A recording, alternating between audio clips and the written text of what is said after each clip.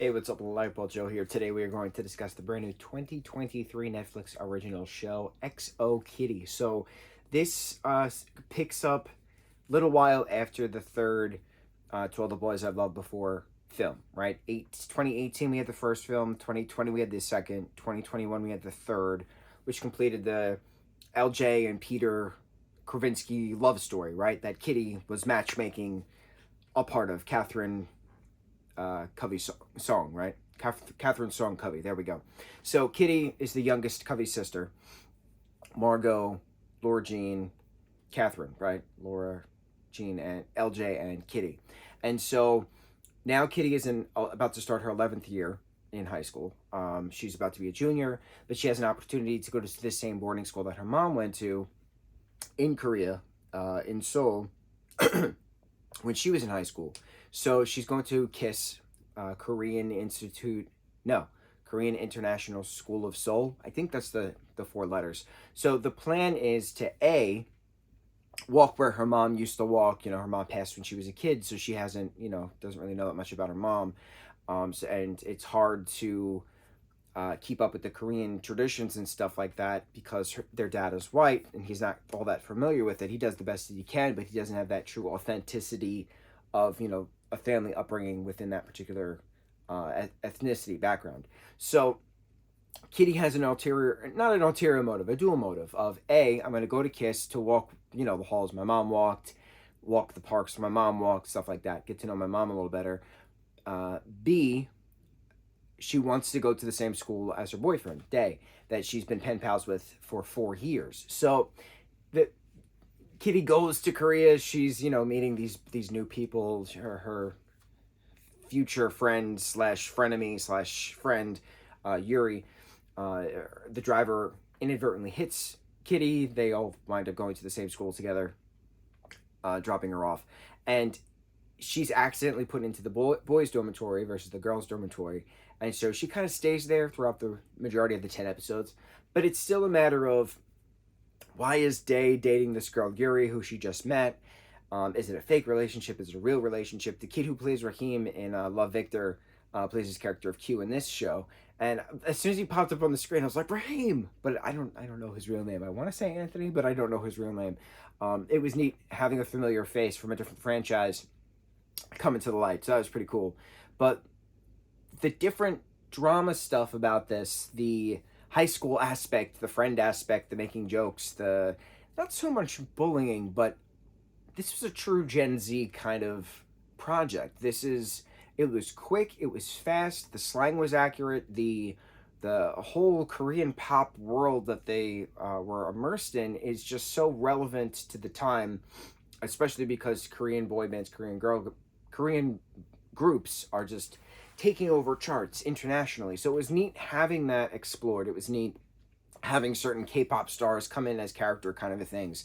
What was really neat is because it's a boarding school, you have different kids from different parts of the world. So you have all these different people coming for an international boarding school from all these elite families whose business has ties with whom, where, and who got in from pulling strings and things. So it could have been way more dramatic, but it didn't have to be because it was still Kitty trying to figure out,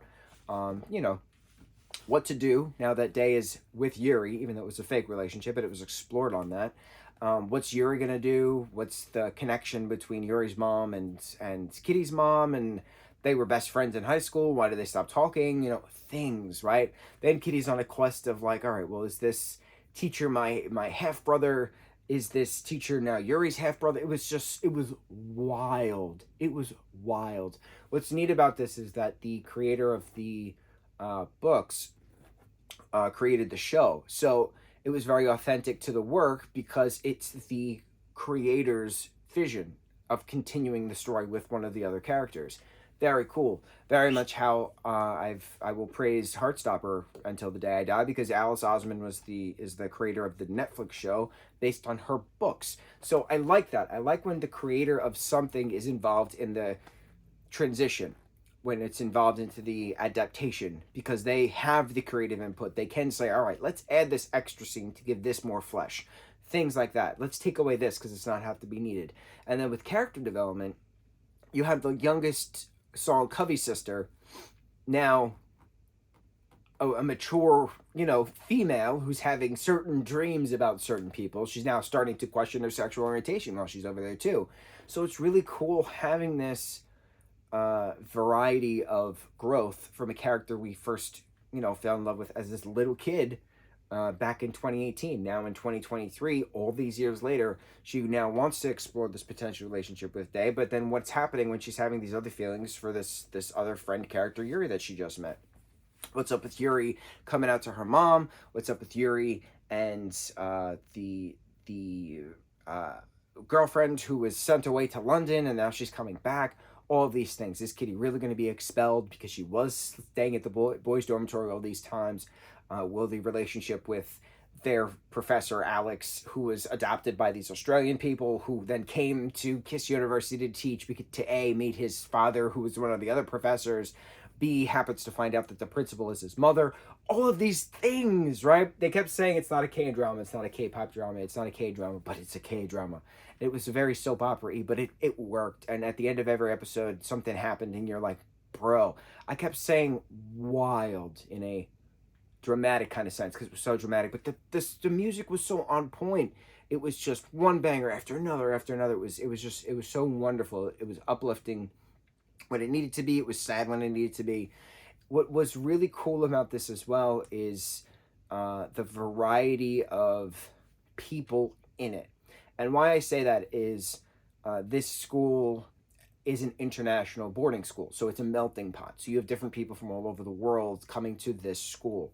So, and I've said this about Times Square a bunch of times. When you're in Times Square and you just stand there and for like 30 seconds and you just listen, you hear so many different languages being spoken. You hear so many different accents from so many different parts of the country, from different parts of the world. You hear different languages from all over the place.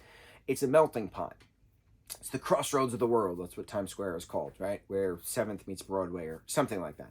And so this school reminded me a lot of that. You have these Korean kids, teenagers, they're all obviously in their 20s, but they're playing these 11th graders, they're playing these 12th graders.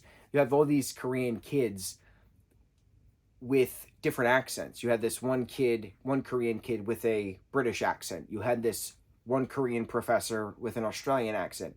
You had this one character, Florian, who's from France, but his mom's from Greece. So in one scene, he's yelling at his mom in Greece, and in Greek, he says, "Oh, my dad's calling," because there's a custody battle with him and a divorce and stuff like that, and he's in Korea. His mom's in Greece, his dad's in France, he's in Korea. And then he hangs the phone up and he starts screaming at his dad in French. And then he hangs the phone up and he starts to talk to the actor who plays Q, who played Raheem in Love Victor, in English. He went from 3 different languages. He went from Greco to French to English within a matter of 30 seconds. And it was so cool watching that because people can actually do that.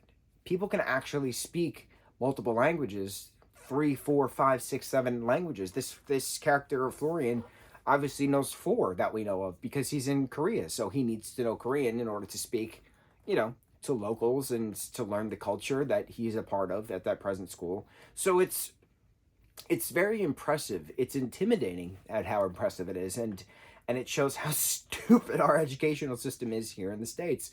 We are not taught a second language up until middle school, and by that point, you're really not absorbing that much information when you're 12, 13, 14 years old. You're to learn a second language, or a third language or a fourth language, it's much easier when you're a smaller child because you're still absorbing everything. Your brain is still developing.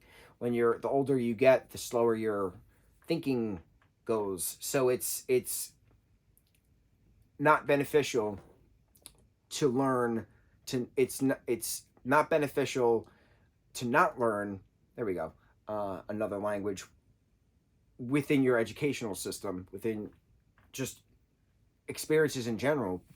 So watching this, I felt so stupid because I can only speak one language. I could speak partial Spanish in a very general, broad, this is what I learned in high school kind of thing, but that's really it. I can't do it conversationally. It's unfortunate. It's very unfortunate that I didn't have the opportunity nor desire to learn another language when I was a child, because I didn't have to. To then see these other characters from different countries who've lived in other countries as well as where they're born. It's neat having those certain ethnicities with a different accent, because it's not the expectation, and that's what's cool about it. You're like, oh well, this character looks like this type of ethnicity, so they must speak like this. No, that's not how this works. When you're traveling, when you're abroad, when you're seeing different countries or in different cultures, you see the people interact for that culture from that country. It doesn't matter where they come from, it's a matter of how they are in that area. So it's cool having those different characters coming back to Korea to learn to be in this school, because it's a boarding school. So it was very interesting. It was very eye opening. It was very, I feel dumb watching this because I can't do that, and it's unfortunate, but it is what it is. It was a great show. It was a very great show. It was fast. It was captivating. It was endearing. It was heartwarming. We didn't have any LJ being in the show, but there was like a text chain that Margot, Laura Jean, and Kitty had in regards to Day. So that was pretty neat as well. It was a great continuation. Again, I'm very happy that the creator of the book series was a part of the creation of the actual show. I really hope that there's a season 2, because there can be so much more character development now that everybody is doing their stuff, and who's having set dreams about whom, and what are they going to act upon. Are they going to act upon these things? What's going on with the different questioning on likes and dislikes, boys and girls, and boys versus girls. And bro, it was so wonderful to see how open everybody was about honesty and about self-exploration and questioning likes, dislikes, fantasies, reality, stuff like that. Very cool. Very well done. I'm very impressed. On to the next review. Mucho mahalo.